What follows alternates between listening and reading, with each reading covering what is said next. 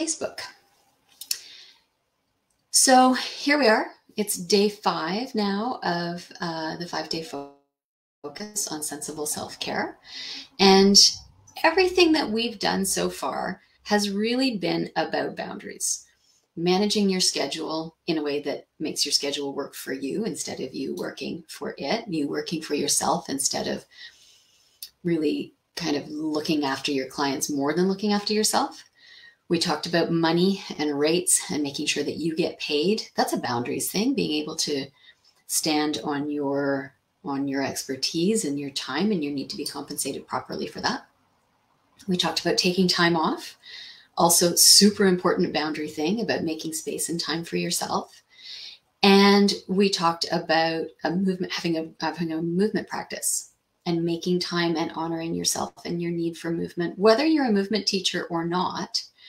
That's another boundary, and that also has to do with time and making space for yourself. So today, we're actually going to focus on boundaries and talking about boundaries themselves as a way of maintaining and protecting the energy that you need to do your work, whether you're a movement teacher or anything else. So let's talk about that a little bit. Why do we need extra energy right now? Well, in the same way that when the pandemic started and the lockdowns began and moving into online teaching was challenging for a lot of people and it required a lot of extra energy, now the reverse is true. Now we're going back into our in-person life, and that is weirdly taking extra energy for a lot of people. We've trained ourselves to stay at home. We've trained ourselves to work online. We've trained ourselves to stay away from people. And now we're back with people, and that costs a little bit of extra energy. And so holding your boundaries, to be clear about what you can and cannot do, is an excellent way of making sure that that extra energy that it's taking to be in person, no matter how fantastic and exciting it may be, isn't draining you and making it hard to get through your day. So how would you know that's happening? If you find you're really, really tired by the end of the day, if you find you're getting a bit snappy or impatient with yourself or with other people around you, if you find that if you're a creative teacher, that you're being less creative than you usually are, if you're a very kind of plan in advance teacher, that you're having a hard time sticking to your plan, or that you desperately need your plan, all of those are signs that your energy is waning a little bit, that you're maybe asking more of yourself than you can actually provide. And the introvert-extrovert thing is part of this. So if you're an introvert, you have maybe loved this process of being on your own, working at home and working online. It may be the best thing you can possibly do, which is great.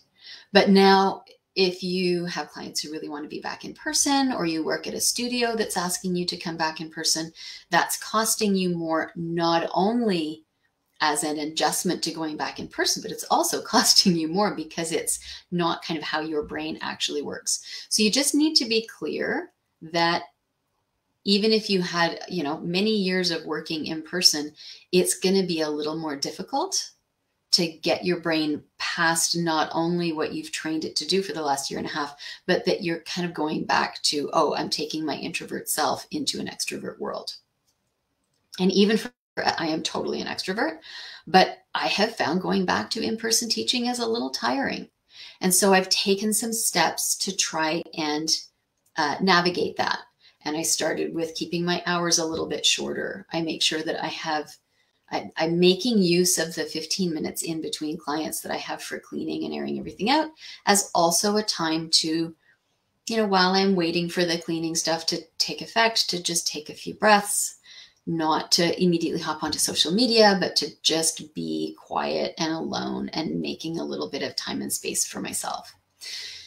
You could build a pattern of in between clients, you go and get a drink of water. That, there are lots of good things that you can do to create some of that extra space. So one of the things that I think it's useful to keep in mind is that if you have this kind of, particularly if you're doing one-to-one work, this sort of counts if you're doing classes, but it's particularly true if you teach one-to-one or you treat one-to-one. Hi there. And that is, we are in close emotional contact with our clients, and their stress affects us. And I don't know if you've noticed, but the last year and a half has been kind of stressful during the global pandemic. And as we go back to working with people in person, there's an actual like physical exchange of energy when somebody comes in and they are feeling a high degree of stress. So this is another reason why we want to be able to hold those boundaries pretty clearly, right? That you can have an ear and you can have sympathy for the stress that somebody is experiencing, but you want to not take that on for yourself. You want to not get so enmeshed with your client's feelings and experiences and stresses that ends up staying with you, right? That's not your job to carry that stuff. And so it's worth having that as a really deliberate thought process. So those are sort of some of the things that could be challenging your boundaries at the moment. And so what are some solutions? In the email this morning, I included a link to a blog post, and I think I may have included it earlier on in the sequence as well, about 5 strategies for saying no. How do you say no in a way that is graceful and elegant and respectful, but also is holding that boundary? And how do you know when you want to say no? And I think one of the things that's really important to remember, there are 2 things that I want to think of. One is, no is a complete sentence. It doesn't have to be no and then a big long explanation. It can just be, hey, I'm really looking for a session. Could I come tonight? No, I'm sorry, I don't have time tonight. And that's all you need to say. You don't need to explain why. You don't need to open the door for that kind of navigation and negotiation. You just say, I don't have time tonight. I have time here, here, and here. Would any of those work for you? As an example. The other thing to remember is that saying no to one thing is what opens you up to being able to say yes to something else. And so sometimes that can be a helpful thing to remember to make saying no a little bit easier, right? If you say no to the 8th client of the day, you're saying yes to being able to go home and spend time with your family, or you're saying yes to being able to read that book that you were really waiting for, or you're saying yes to doing your own movement session, right? Whatever it is that you think, oh, I don't have time for this, I don't have the energy for this, that's where saying no becomes really important. And knowing what your boundaries are. So there's some useful strategies in that blog, and I will link to it later. I don't have my links set up today. Hi guys. Hi Dawn. I don't have my links set. Sorry, I've got multiple devices here. Don't have my link set up, but I will add a link to that blog post afterwards. I wanted to talk about confidential bubble buddies. And this is not something that everybody needs, but if your practice involves people who have, kind of issues, it can be really important. I do lots of work with people who manage stress and trauma and anxiety and different things. And so it is absolutely important for me not to share. And like what happens on the mat stays on the mat. That's just my approach. However, for my own self-care, sometimes I need to be able to unpack the things that I hear or the things that I have experienced in partnership with my clients. So I have one person who she happens to have been one of my best friends for a million of years. She's also a trauma worker, and she also teaches movement, and she does lots of interesting things. And we are our own little offloading bubble buddy system. So there are no names, there are no identifying factors shared, but sometimes, you know how I said a little earlier, you don't want to carry your client's stress with you. That's not your job. Well, sometimes you need to have a way of making sure you don't carry that stress. Or sometimes I need to work something through. I need to troubleshoot. I need to I need to talk things through. This is how I figure stuff out, is I talk about it. But I need to have somebody who has the tools, the self-regulation tools, the ability to manage their own emotional stuff, that I can talk about difficult things without overloading somebody else. And that helps me to downregulate and to offload and to come up with solutions if I need to. And I do the same for her. And we have some protocols, we have some strategies. We do grounding before we're going to talk about difficult things. We are extremely clear about the confidentiality part and the no identifying features part.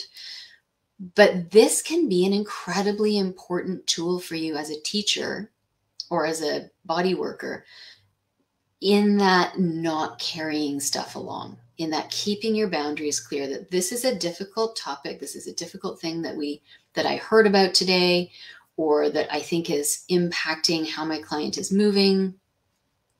And so I just completely lost my train of thought.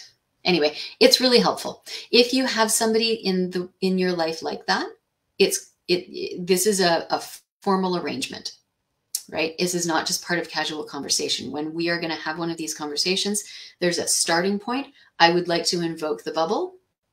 I would like to have this conversation. And then when we're finished, we're like, okay, I'm stepping out of the bubble now. Now we're just friends having a conversation. So if you work with clients who you feel like some of that stuff is staying with you more than it should for your own health and well-being, a bubble buddy is a really good strategy. The other thing that I want to talk about quickly is scope of practice.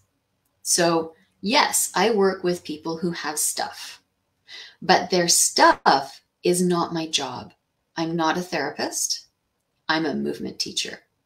And because your brain and your body and your heart and your soul and your nervous system, they're all entwined, this whole idea of like mind, body as two connected things. No. Your mind and your body are one thing. So if I'm working with somebody's body, their mind is part of that process. But it's not my job to do therapy. It's not my job to diagnose. It's not my job to elicit traumatic responses. It's like none of that is in my scope of practice. So if I'm ever unsure about if a boundary is feeling fuzzy between my scope of practice and outside scope of practice, I will default to very clearly back into scope of practice.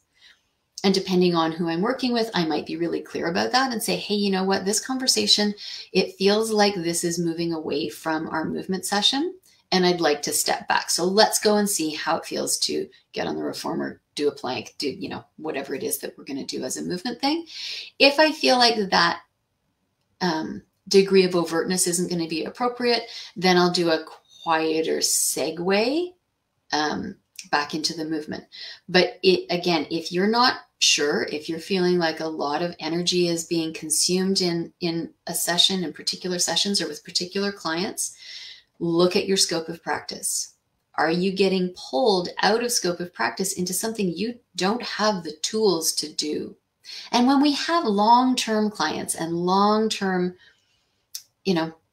friends, people who are both friends and clients, of course, the conversations are going to ebb and flow and personal stuff is going to come in. That's not what I'm talking about. Of course, we can have those relationships and those conversations, but you can usually feel when something is not quite fitting, and that can often be a boundary issue. So when you start to feel that drain or that overwhelm or that unsureness, step back into the things that you're really clear about. I know how to work with feet. That's what we're going to work with, right? And working with feet and grounding, like physical grounding, is incredibly helpful for everybody, especially people who tend to have other stuff going on. So I'm keeping it short and sweet today because it's Friday and everybody has other things that they want to be doing. But I do want to say, for those of you who've been around, thank you so much for coming and playing with me this week. I hope you have gained some interesting and useful tools for your own practice and your own sense of mental self-care and physical self-care and business self-care. And does anybody have any questions? I can't actually see the questions part of the screen over on my computer, so I keep leaning. I'm gonna go. I think you guys are all wonderful. Thank you so much for joining. And as I said, I'll pop some links in down below. And although the 5-day challenge is finished, you can still hit the link and you'll get the free download of the workbook, the self-care workbook. And feel free to share with anybody you like. And I'll see you later. Bye to Instagram. And bye to Facebook.